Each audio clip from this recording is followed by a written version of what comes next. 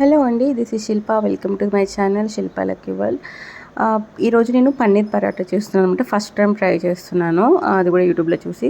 So first paneer paratha చేయడానికి అయితే first మనము 2 కప్పులు గోధుమ పిండి, అందులో కొంచెం సాల్ట్ వేసి వాటర్ కలుపుకోవాలి. అందులో కొంచెం మనం ఆయిల్ కూడా వేసుకోవాలి, ఒక 2-3 డ్రాప్స్, ఎక్కువ కాదు. ఈ విధంగా డో కలుపుకొని 40 minutes to 1 hour పక్కకు పెట్టుకోవాలి. ఈ లోపల స్టఫింగ్ కోసము పన్నీర్ తీసుకున్నాను. ఇది ఇంట్లో చేసిన పన్నీరు, పాలు పగిలిపోతే చేశాను అనమాట. సో పన్నీర్లో చాలా చిన్నగా చాప్ చేసిన ఉల్లిపాయ, పచ్చిమిరపకాయ అండ్ ఆల్సో కొత్తిమీర వేసాను. అందులో కొంచెం సాల్ట్, కొంచెం చాట్ మసాలా, కొంచెం black pepper powder, kasuri methi ఇంట్లో ఉండే వేసాను అనమాట. కసూరి మేతి లేకపోతే అవాయిడ్ చేయొచ్చు. అలాగే ధనియాల పౌడరు వేసి మంచిగా కలుపుకోవాలి, ఎందుకంటే మనకి స్టఫింగ్ మసాలా అంతా స్టఫింగ్లోకి మంచిగా ఎక్కితే బాగుంటుంది. సో నెక్స్ట్ ప్యాన్ పెట్టుకొని దాని మీద గీ వేసుకున్నాను. గీతోని మంచిగా వస్తుంది అనమాట పరాటా.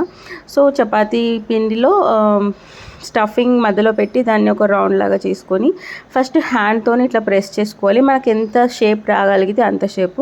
తర్వాత మామూలుగా చపాతీలాగా పిండేసి ప్రెస్ చేసుకొని దాన్ని కాల్చుకోవడమే, అంతే. Paneer paratha is ready. So ఈ పన్నీర్ పరాటాలో పన్నీర్ ఉంటుంది, అది కొంచెం రోస్ట్ అయితే చాలా టేస్ట్ వస్తుంది అనమాట.